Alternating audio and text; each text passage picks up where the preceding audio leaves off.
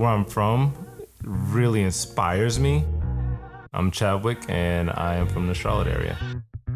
There's a lot of racing, and Lake Norman touches so many communities. So my mural kind of centers all those things with things that I see in Lowe's. I definitely think that Lowe's is kind of an inspiration center for me. Like part of my design is like a top view. Let me grab one. So like this top view of a hammer, when you draw it out like kind of as a flat image, it can kind of resemble people kind of being in the store and like sharing the experience.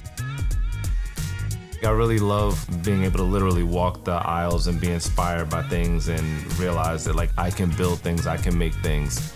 That's empowering me to be able to create for myself or create for others around me.